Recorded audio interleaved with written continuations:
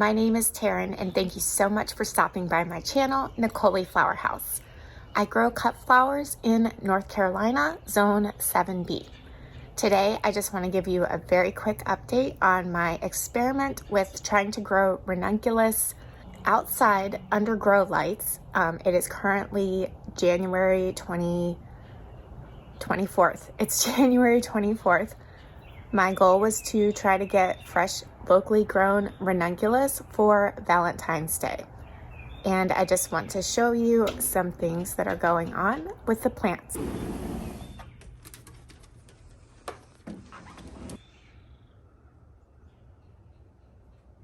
You may be wondering why I have these netted off on my porch. Miss Scully here has decided that she likes to eat ranunculus corms. She was knocking my pots over, digging the ranunculus out, eating the corms, and leaving the greens strewn all about the porch. So the little farm critter that has been getting into my ranunculus was Scully, and so they are now fenced off.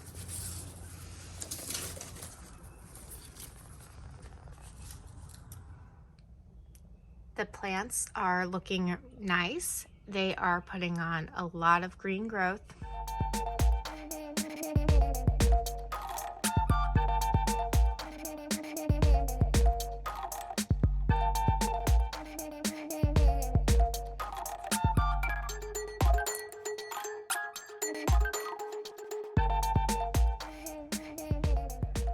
I did have an aphid problem with these.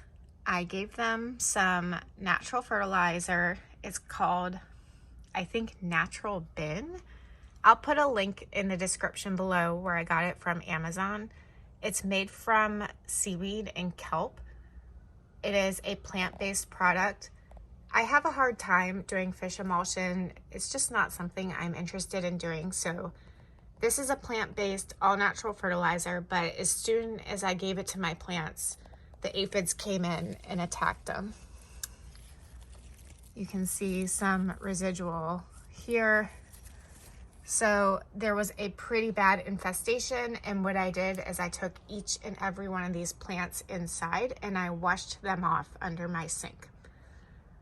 I do not use any sprays or chemicals, so that was my only option since they were outside. I couldn't just take a hose to them. I've had to wash them off twice, but since then, there's just been a little bit of aphids here and there, but not nearly as bad as it was. I haven't given them the fertilizer since, and I want to because I feel like they could use some food, but at the same time, I don't want more aphids on them. This is the exciting part. I have buds.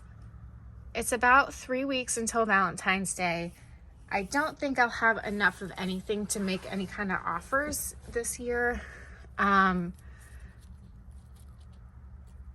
not sure if this is going to be a viable one with the coloring there. I'm not sure.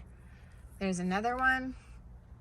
Here's one that's reaching toward the grow lights. So I think I'm just gonna swap that plant for another one that isn't blooming yet so that it's directly under one of the lights instead of on the edge there. And this is the most exciting part right here. I'm gonna cut this one today. Very pretty. Have one ready. So again, I've been growing these since November, I think, and maybe actually even October. So I have one that is ready to cut. So let's cut it.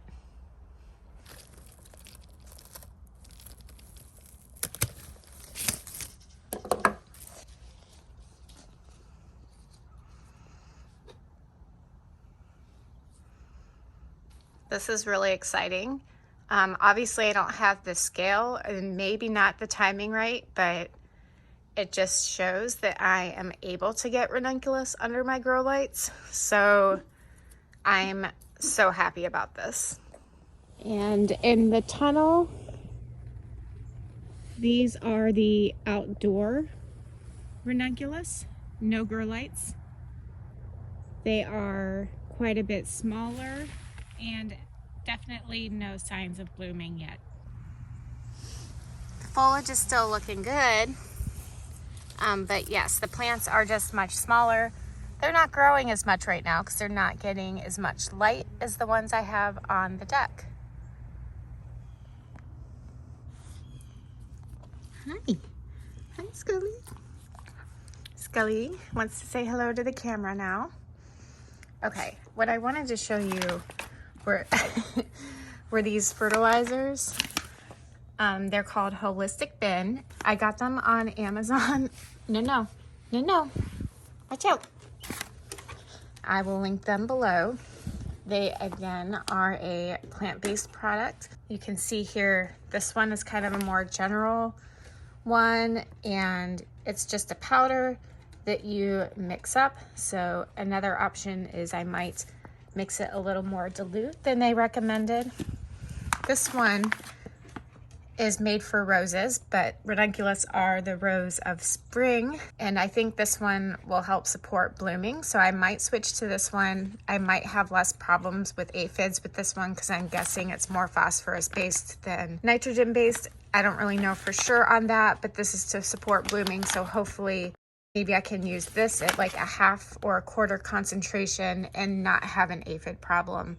But I do want to feed the plants, and I like this.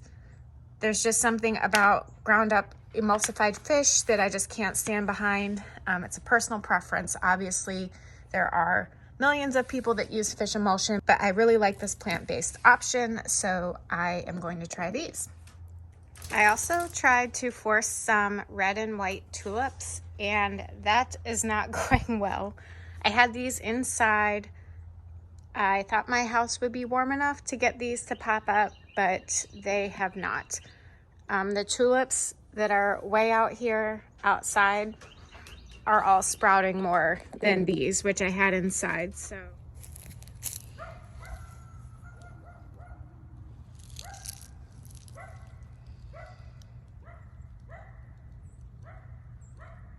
this is not working out how I wanted, but next year I might try just covering my outdoor tulips with maybe some greenhouse plastic or very heavy frost cloth to see if I can get some of those early sprouters to sprout a few weeks earlier, and I might be able to have tulips. There she is, my little farm critter that loves to eat ranunculus. Okay, here she is. It's a pretty decent stem length on it too. This is just so exciting because it just proves that I am able to get ranunculus to bloom in January under my grow lights outside. This is a locally grown flower. I don't have the scale and the volume that I would need, and maybe the timing is a little late. I'm not sure, because I would love to have dozens of these right now sitting in the cooler. Maybe not now, but maybe next week. And I don't see that many blooms on the plants, but it shows me that it's possible, and if I want to continue working on this project, this gives me a lot of hope. I'm guessing that I'll probably get around a dozen blooms by the time it becomes Valentine's Day, just enough to make myself a bouquet. But what do you think? How many blooms do you think I'll get by Valentine's Day? Leave me a comment down below.